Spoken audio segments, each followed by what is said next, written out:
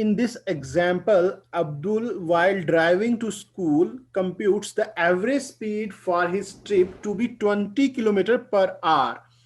On his return trip along the same route, there is a less traffic and the average speed is 30 km per hour. बोल रहा है what is the average speed for Abdul trip. तो देखें यहाँ पे सबसे पहला काम बच्चे हमारा, बार बार मैं आप लोगों को बोलता हूं कि आपने क्या करना है, सिचुएशन यहाँ पे ड्रा करनी है। तो मान लो ये अपने घर से चलता है और इसका ये आ जाएगा रूट, इस रूट से मान लो ये चल रहा है, ठीक है। ये कहाँ इसका, ये आ गया इसका घर और ये बच्चे आ गया इसका स्कूल। जब ये घर से स्कूल की तरफ जा रहा है, जाते समय ज्यादा ट्रैफिक होने की वजह से इसकी स्पीड कितनी है बच्चे, वो दी है 20 किलोमीटर पर आवर। मान लो इसकी स्पीड हम ले रहे हैं V1, कितनी है 20 किलोमीटर पर आवर की स्पीड से ये चल रहा है। और जब ये वापस आ रहा है तो ट्रैफिक बोल रहा है कम है, ट्रैफिक कम है तो स्पीड ज्यादा हो गई। तो मान लो इसकी स्पीड दी हुई है, इसने कितनी दी है 30 किलोमीटर पर आवर। तो V2 कितनी है 30 kilometre per hour. 30 kilometre per hour कब है, जब क्या कर रहा है ये, यहां से ये रिटर्न हो रहा है, स्कूल से घर की तरफ जा रहा है। और जब ये घर से स्कूल की तरफ जा रहा है तब 20 किलोमीटर पर आवर। मान लो बच्चे यहां से यहां तक मैं जो डिस्टेंस लेता हूं वो कितना ले रहा हूं, एक्स डिस्टेंस है इसका, कहां से लेके, घर से लेके स्कूल के बीच में। तो आपने यहां पे एक इसका जो डायरेक्ट फॉर्मूला रहता है हमारे पास, एवरेज स्पीड किस केस में, जब आपके पास क्या हो, डिस्टेंस सेम हो।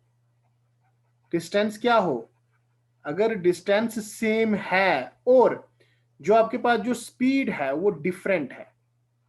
स्पीड क्या है, डिफरेंट। अगर देखो यहाँ पे सिचुएशन, डिस्टेंस ये सेम ट्रेवल कर रहा है ना, जब घर से स्कूल की तरफ जा रहा है तब एक्स कवर कर रहा है, और जब स्कूल से घर की तरफ आ रहा है तब भी एक्स कवर कर रहा है। तो यहाँ पे डिस्टेंस सेम है और स्पीड क्या है, डिफरेंट। तो इस केस में जो आपके पास स्पीड आएगी, जो एवरेज स्पीड की वैल्यू होगी बच्चे आपके पास, उसको किस तरह से लिखोगे आप लोग, वो जो फॉर्मूला होता है हमारे पास एवरेज स्पीड का, तो एवरेज स्पीड का जो फॉर्मूला आएगा वो होता है twice V1 V2 divided by V1 plus V2। इस फॉर्मूले को आपने याद रखना है। अभी तो मैं आपको पूरा एनालाइज कराऊंगा ये फॉर्मूला कैसे आएगा और कहां से आएगा, वो चीज हम देखेंगे यहाँ पे। देखो ध्यान से, तो हमें तो निकालनी है जी एवरेज स्पीड। तो एवरेज स्पीड किसके बराबर होगी, एवरेज स्पीड होगी total distance travelled, total distance traveled divided by total time taken, divided by time taken। अब टोटल डिस्टेंस, अब टोटल डिस्टेंस कितना कवर किया है इसने, देखो x जाने में लगा है जब घर से स्कूल की तरफ जा रहा है, और जब स्कूल से घर की तरफ आ रहा है तब भी x है। तो x प्लस एक्स इतना इसने डिस्टेंस ट्रेवल किया है पूरी अपनी राउंड ट्रिप में। अब टाइम टेकन बोल रहा है, तो मान लो जब घर से स्कूल की तरफ जा रहा है तब टाइम ले रहा है T1, और जब स्कूल से घर की तरफ आ रहा है तब ले रहा है टाइम T2। देखो टाइम कैसे मिलेगा, हमारे पास स्पीड किसके बराबर होती है, स्पीड होती है हमारे पास डिस्टेंस अपॉन टाइम। तो मैं लिख सकता हूं टाइम किसके बराबर होगा, टाइम हो जाएगा हमारे पास डिस्टेंस अपॉन स्पीड।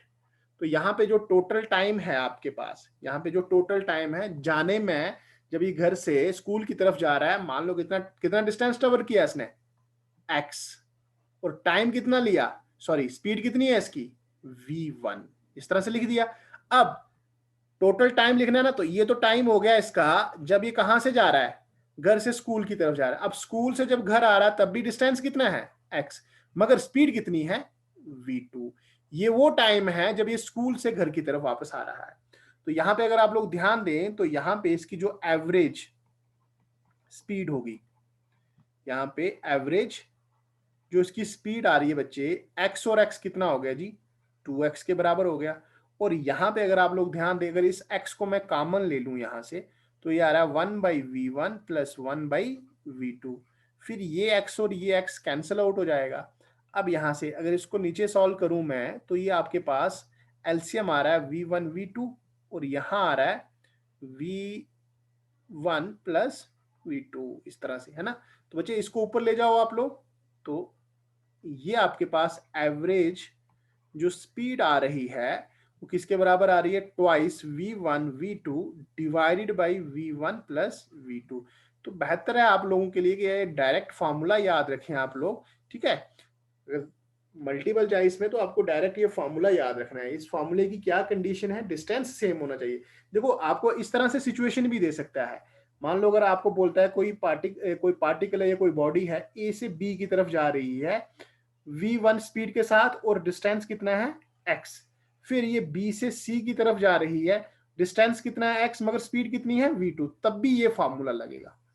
जब डिस्टेंस सेम है और स्पीड डिफरेंट है तो एवरेज स्पीड आपके पास किसके बराबर होती है, twice v1 v2 divided by v1 plus v2। तो अब यहां पे हम वैल्यूज डाल सकते हैं।